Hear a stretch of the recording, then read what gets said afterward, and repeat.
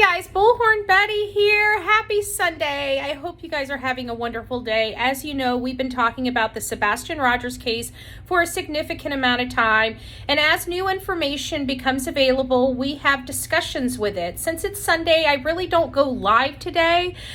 So I've really been trying to break this down in a few separate videos. I hope you've been enjoying the commentary, and I hope you guys are providing some comments below about your positions on this or what you think, because even though I'm not responding to them, I am reading them. So I want to hear what you guys have to say. Again, I hope you guys are having a wonderful and blessed Sunday. Please stick around for this video talking about some information related to Chris and Katie, and just trying to garner your responses and your commentary on how you feel about them, or what you feel about the case, or where do you think Sebastian is? Where's Sebastian Rogers? We're here to seek justice for Sebastian.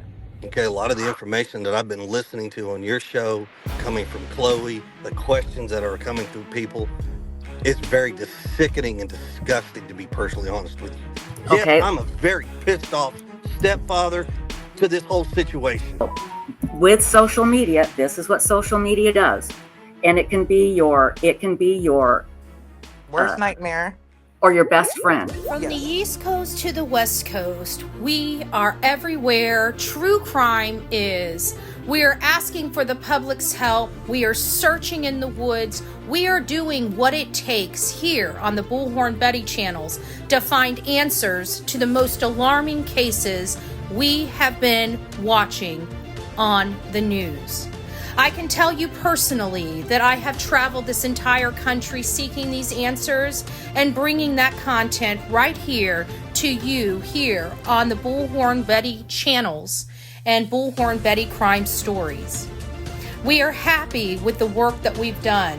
We brought many answers to the public, and we have defied mainstream media in our pursuit of the truth in these cases. We will continue to work. We will continue to fight for these victims, and we will continue to tell their stories here on my channels. Welcome to the Bullhorn Betty brand of channels and the Coffee Club. Thank you for your love. Thank you for your support. And more importantly, thank you for allowing me to bring these victims' stories to each and every one of you, advocating for each of these victims. God bless you. God bless America. And more importantly, God bless our victims.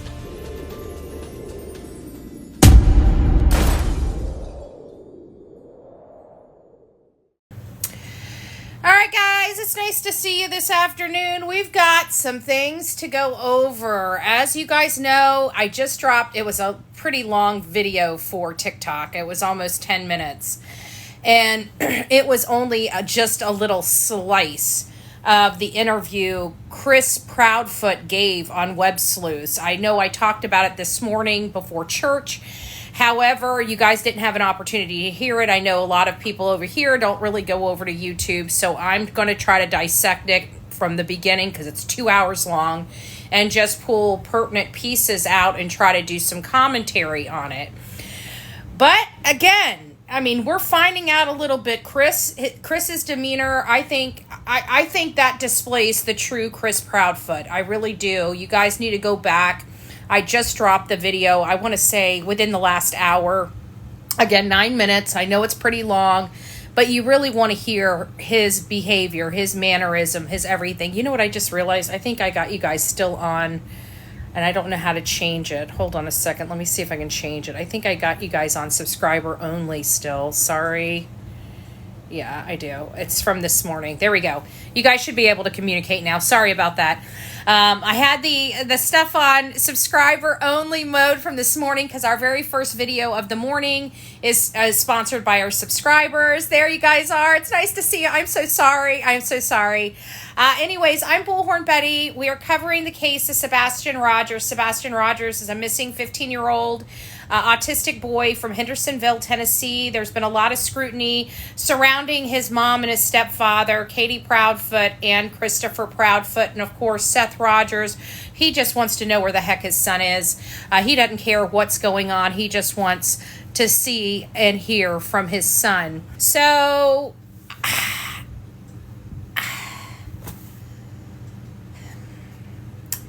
They want us to quit being so mean to them. But their 15-year-old medically needy son is missing.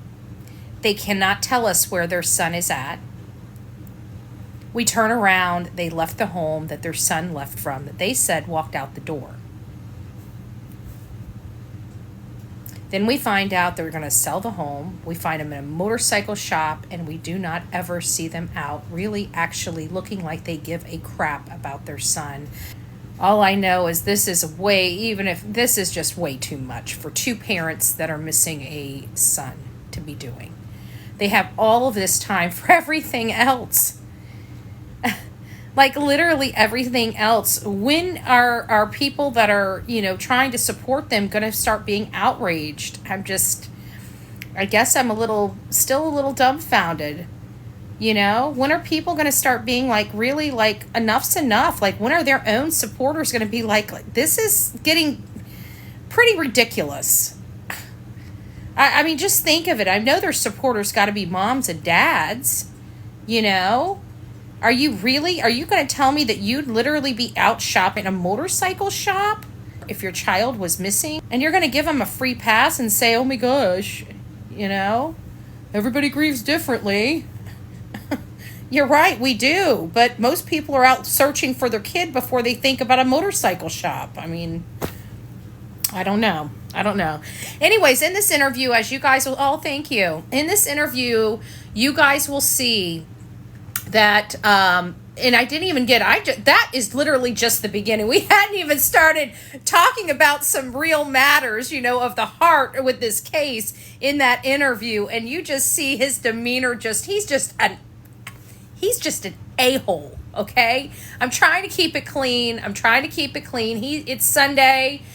But he's just an a-hole. He really is just an a-hole.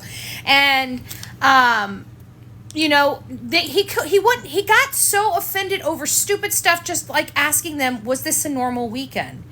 He blew a gasket. He absolutely blew a freaking gasket. It took 15 minutes just to get him to say, no, he wasn't overstimulated. It's insane. He was combative. He was rude. He talked down to people. He was insulting. He sounded like he was under either alcohol or maybe some other substances. So we have all of this going on, and then we, of course, see this, right? And so some of the people are going out here and making some comments like, I don't understand, why are we constantly hearing from Chris and Seth but not Katie? Katie was the only one there when Sebastian went missing. The public is calling people out and saying, look, produce Katie. She needs to tell us what's going on here, because let's face it, she's the only one apparently that was there, right? She removed Chris. Nobody else was there. I see some questions here. Angela says, that's what I'm saying. I hope and pray for Sebastian is found soon. I think we all are. I think we all just want to know, no matter what the outcome is, I think we all just want to know. I think poor Seth, he deserves some closure. And I would say, the rest of them, but I think they all know. I even think the Bauer Sox know. He would have never talked to me like that during an interview. No. Oh, no. No siree. No siree. You seen them on Nancy Grace? Yes, ma'am. No, ma'am. The new camper is interesting. It is. It is, Loretta. It's very interesting. My personal opinion, I feel both men always sound intoxicated. Yeah. I don't know. When I look at Seth, though, because I like seeing Seth, this is where we have a problem, because we don't see Chris, right? Seth at least shows his face and everything. When you kind of look at his face, because they usually do a close-up of his face, he looks exhausted, though. Chris, on the other hand, you can't see his face, and I doubt he was exhausted. He kind of sounded like, but I get what you're saying. Okay, because she has too much guilt, probably. They said before that playing all day was the only way Sebastian slept good. He was exhausted. Yeah, I think Seth was pretty exhausted. Are you going to Hendersonville? A little bit. Yeah, I'm trying. I'm still waiting for my computer, but I did get a notification that it was all programmed and they were going to be mailing it. It's coming UPS ground, so I was hoping to have it before now, but just as everything else has been, it's a hurry up and wait situation. But as soon as I get the car up and running, so I don't sound like a broken record, yeah, I'm still planning on going out there.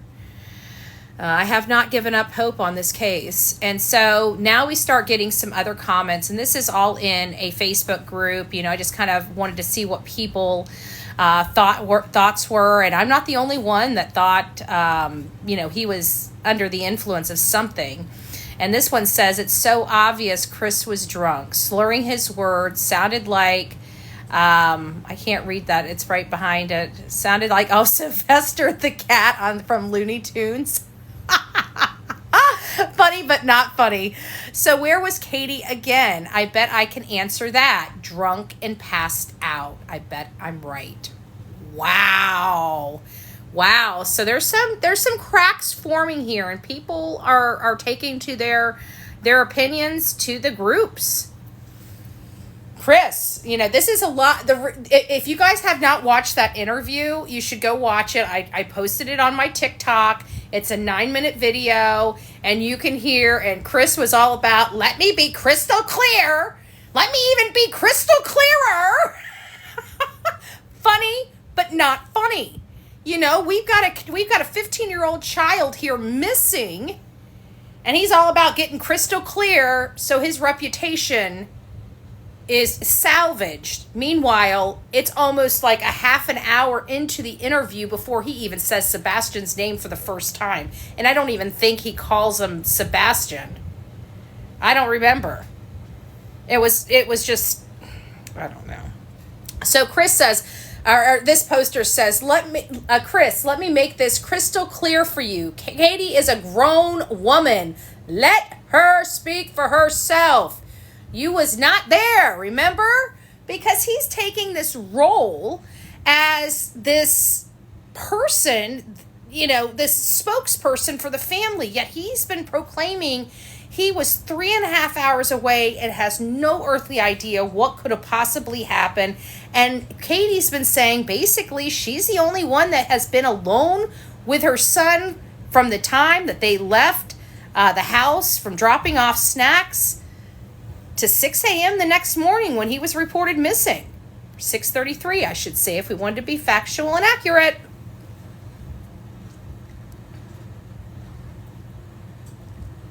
Okay, I got two of the same one.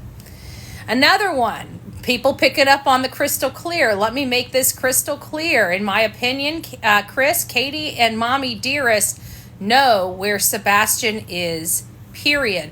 One of my biggest questions that I had was whether or not Chris helped his case or hurt his case. I'm starting to feel like every time Chris and Katie go on an interview, I think they distract from Sebastian more than they actually help, in my opinion, because we all aren't buying into their BS, I think is really the nuts and bolts of it. We're not buying into their BS, and they're having an absolute breakdown because of it. Does anyone have any doubt Chris and Katie Proudfoot knows what happened to Sebastian Rogers after listening to him last night on Web Sleuth, after listening to him on Web Sleuth Saturday night? I personally don't think that interview helped him. I think it showed a much more frazzled, a much more worrisome. You can see the pressure is building. We have to imagine, like he was trying to proclaim that he passed his polygraph test. Well, if he passed his polygraph test and they truly have eliminated him as a person of interest, I don't know why law enforcement is still saying that the parents are still persons of interest. in this matter, or have not been cleared, not persons of interest, have not been cleared in this matter, and that all stuff is on the table. But the only problem they're having right now is the fact that they have no evidence a crime has been committed. And I say BS, because in my opinion, the lack of evidence is the most damaging evidence. This is a 15-year-old autistic boy that walked out without shoes. Where is the scent? There's a scent that goes over to the construction site where it just vanishes. For people in true crime, that means he was put in something and removed, i.e. most likely a vehicle. Some type of motor vehicle picked him up or transported him elsewhere. He was removed from that area. There are many people that believe he's nearby. There are many people that believe that he's further out. I'm kind of in the middle of the road. I believe something happened to him at the hands of Katie or Chris Proudfoot. I don't know which. And I believe that they had to have help from family. And I believe if he made it to work at 5:15, it really puts our search area more in the Gallatin area, which was actually suggestions from some of the people here on TikTok and my YouTube page. The reason why I'm kind of opening that up a little bit, and I haven't really been sharing my maps because I was wanting to get out there. I haven't been able to make it out there yet. But I really think that area would really work with the timeline. It would work with really everything. It would work with the 3 o'clock in the morning, because I'm starting to believe that's when they're coming back, not when they're actually leaving. So I'm starting to look at different avenues when it comes to this case. And I really, truly believe that this boy is further out, because I feel like we're dealing with smarter people here that are going to be doing different types of stuff than your, barely made it through high school criminal. So we have to look at that avenue as well. And that's really what I'm trying to do. But everything, Chris's behavior, Katie's behavior, it doesn't really look good. But, it is Sunday, and I do evaluate a lot of stuff. And we were talking about a case earlier in our live earlier. And it's Michael Monkey Vaughn. And he disappeared from Fruitland, Idaho. I think it was, if I had to remember, July 27th, 2021. I think I'm butchering that. 15th. I think it's the 27th. I think it's July 27th. I'm going off the top of my head, and I apologize. Do your research on that. But it's definitely 2021 when he disappeared. And, Brandy and Tyler, they went under, a lot of people did not, in my opinion, do their due diligence and pointed the finger at the parents. I can tell you, because of so many people looking at them, that I wavered a little bit. But, I had looked at the parents, and I'm like, I had been putting them on a pedestal for well over a year. And I'm like, I really need to go out here and get some information about this. And so I went out there and I met Brandy Neal, and she was actually talking on another show about her son, but also about this case with Sebastian Rogers and the parents of Sebastian Rogers and their behavior, and then their ridicule from the public, because she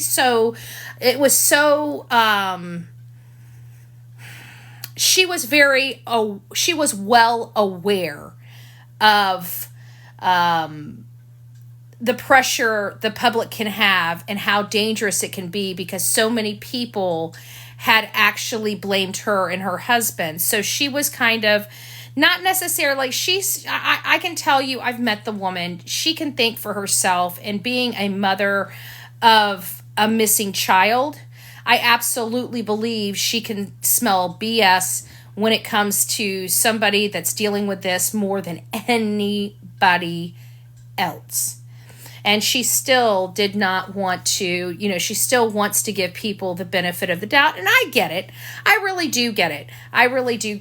But, a few other people were basically, based on the interview and stuff like that, asking about the biggest winner from last night. And they truly do believe it was the PIs and the moderators. The moderators, it appeared, did a great job. It was very hard because, Chris really just wants everybody to be his friend. He doesn't want anybody saying anything bad about him at all. He's got this fragile ego, this fragile facade. He's just not a good guy, in my opinion. Okay? I see him. He's a dime a dozen. I warn women about men like him all the time. And I got to tell you, this scares me. This scares me. I don't know where Sebastian is. I don't know when he's going to be found. I don't know if he's going to be found. And we are already hearing from law enforcement that the leads have dried up, which means he's already getting into a cold case. They're waiting for forensics to come back and things like that. But if those forensics do not find anything, guys, Sebastian's a cold case until we can start strumming up some more leads or find him. And that's where we're at. And Chris and Katie could give two flying you-know-whats. And it's sad. And I feel so bad for this boy. I really do. But you know what? Once again, it just really irks me to no end that they just can't quit shopping. They just can't stop. They can't look for their child, but they can go look for every single thing else. Motorcycles. Everybody's saying they're not selling their home. I'm sorry, but it sounds like they are. They've been staying someplace else. And it ain't their mama's house.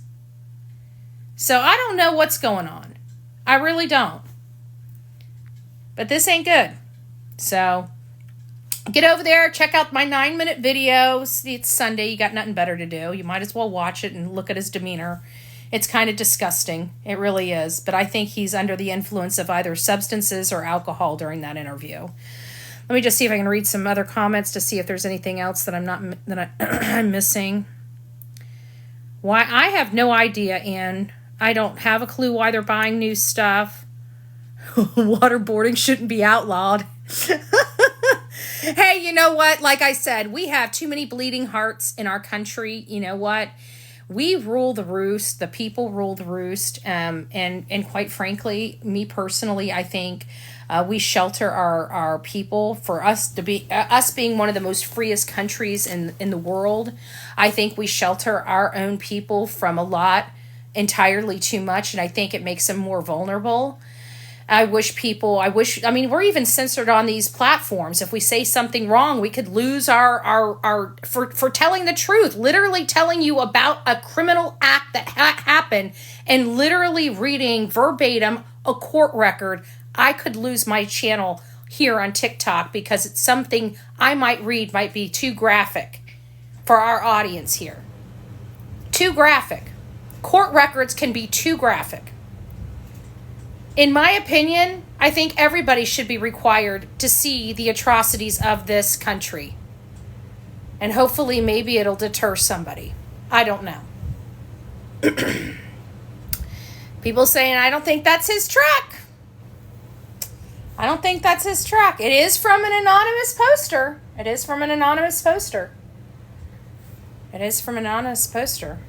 I have to find the picture out when they're out front in the camper with the other trailer. I think I might actually have that in here.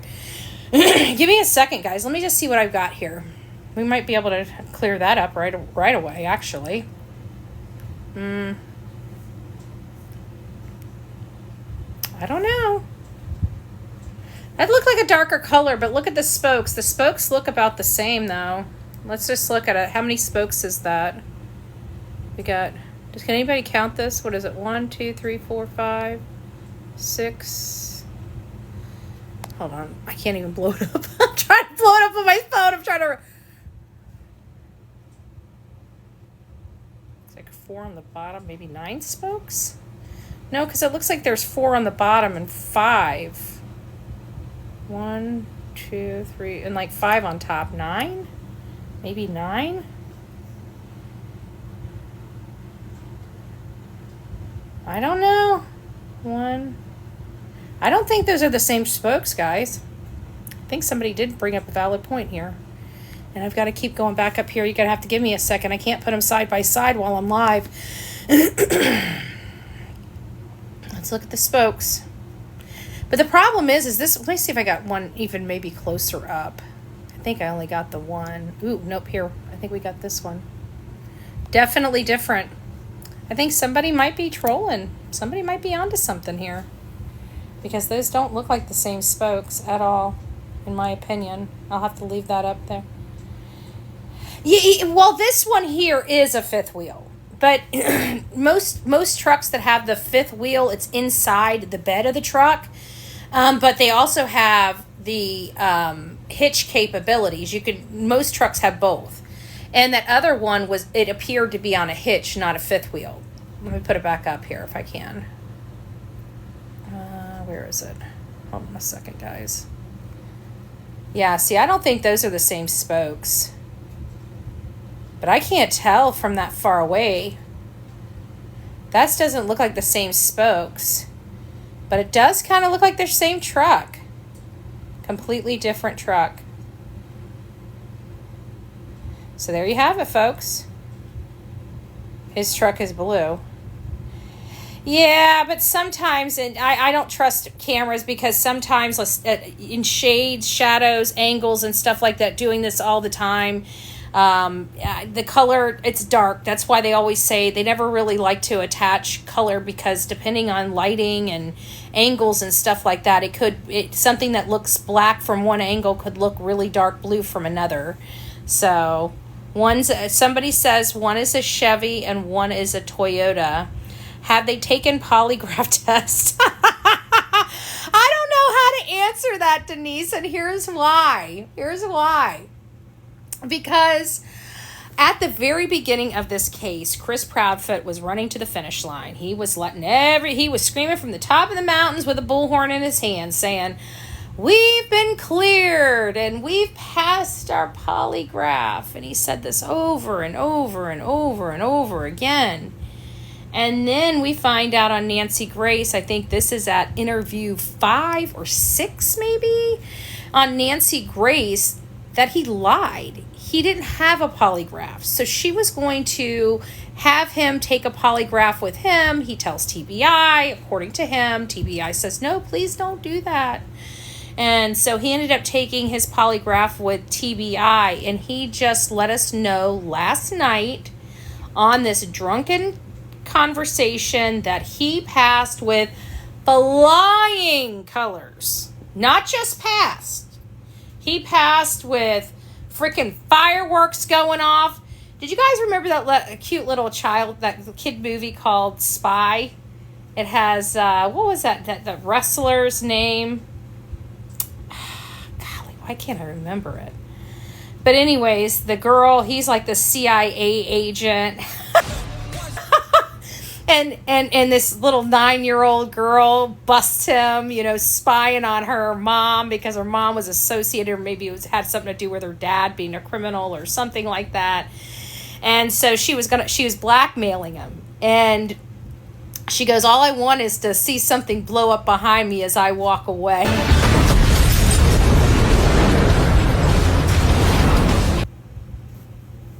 And that's what I feel like Chris is expecting from these polygraph tests. He's like, I passed with flying colors, he says, flying colors. So because of that, I really don't know if they lied to him about whether he passed or not, if he truly passed. But it doesn't matter. I don't believe him. I mean, anything short of him having polygraph guy. I don't know what they call him. Polygamy. I don't know what they call him, okay? But short of him calling me and saying, "Hey, he passed," I'm not going to believe him. Short of law enforcement coming to the podium and saying he passed his polygraph test, I'm not going to believe him. Short of law enforcement coming out and saying we fully have cleared the parents of any wrongdoing, I'm not going to believe them. I'm not going to believe them. You guys see a pattern here? I am not going to believe them. I wonder who CP paid to pass. Yeah, I know. No, he's had plenty of time to.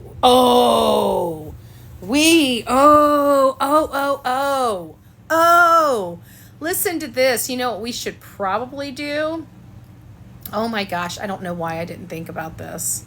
I don't know why I love this photo. I do. I love this photo the best. I love just the face, just his face. He's so cute on here, isn't he? He's so happy. I think that's why I love this photo absolutely the most. I think this is the happiest I've seen him in any photos that we've had. Even this one. It's just not as happy. This one, he's just so happy. And even if that isn't their camper, which thank God, I'm hoping, I'm you know what, to be honest with you, I'm kind of relieved that it's not theirs. Thank you guys for pointing that out. I am kind of really, really relieved, but we're just going over the stuff that's posted in that Facebook group anyways and having discussion on it. But I think that would just be another level of fury for me because I'm so angry with him. I just don't see how two parents can do what they're doing. I don't understand how they have no answers and why Chris is so combative with some of the most innocent and meaningful, questions. I think he's spending too much time defending themselves and trying to look good in front of the public. They're almost demanding the public's respect. Like, dude, you had my respect at literally day 1. By day 2, you and your wife lost every ounce of it. You couldn't even keep it. I give my respect and my everything to people freely. It's up to them to keep it. I don't care where you come from, what your past is, whatever. I don't care what people say about you to me or in my ear. I give you everything that everybody else gives, and if you want to keep it, you work for it. You keep it, right? You have integrity, you show respect, you be a good person. I don't expect perfection because I don't live in a perfect world. I'm probably one of the most imperfect people ever imaginable. Why don't you interview him? At the beginning, I was thinking about interviewing him. And then I was thinking, I really don't want him. I haven't asked him. I think he's enough of a pompous, arrogant man. He would want to put me in my place. So I have a feeling he would actually interview with me because he'd want to set me straight. Don't you know? I mean, he's right. So I think because of my low persona of him, I think he would actually try to win me over. I think he's smart enough to know that if he can win me over, he'd be good to go. But in the same respect, you kind of, when you got a wild card, I mean, not wild card like I'm going to jump through the phone. I'm actually pretty professional on these interviews. I got to be honest with you. And actually, even when I'm protesting, I'm a very professional protester. There's only been one time that things kind of got out of hand, but they were meant and led to get out of hand. But I mean, I've got questions about their day, real questions about their day. Absolutely not accusatory questions because, to be honest with you, I'm trying to build a timeline. I think the timeline's the way to go. I think if we can know where everything is, we can really hone in on who is where and when. And if we can hone on who is where and when, I think it'll be better. But right now, that 5:15, if he truly was at work at 5:15, that's confirmed and corroborated. That's perfect for me. It's not perfect with the timeline I had previously, but it is perfect for me because we have a hard date and a hard time. You know what I'm saying? That's the first. that we've had a hard date and a hard time. Our first hard date and hard time was the 6:33 phone call. That's the only thing that we could corroborate, was them calling law enforcement. Everything before that, we couldn't corroborate anything. So having an actual 5:15 a.m. is good, because we have something before that 6:33 mark, and we needed that. So I think this is it. Let me see what else we got. I really hope they checked his work site. I don't think he's stupid enough to go to the work site and dump him. I really don't, but he was there. We were hearing from one of the people on the job that he didn't actually start working on the crane until 7. So, I mean, there is a significant window, an hour and 45 minutes, that he was on the site, that he wasn't working. And, you know, that's a significant amount of time. You know, there's a few significant amount of times that Christopher is alone and by himself. For me, the most critical one, because it's the lengthiest time, was the day after, when he went back to allegedly get the camper a day after his son's missing, and he has the Calvary in his living room and out his front door. For whatever reason, he just had to go back and get the camper. So he made the camper this pivotal, significant item in this case, because who does that? So that's where we're at with that. But go over, check out that. I'm going to be dropping more little clips of this interview, this drunken interview he gave Web Sleuth. You can also go over to YouTube directly and watch the entire interview yourself. I do recommend you guys watching the entire 2-hour interview yourself. I really do. It is that important, and I wouldn't recommend it if I truly didn't believe it. But for those that are lazy and don't want to and just want the highlights, I'm going to be working on highlights for you. You lazy kids, you. And we'll be getting some of those little snippets up on TikTok over the next few days. So I'll see you guys soon. I love you. God bless. And rock it out with your coffee beans out.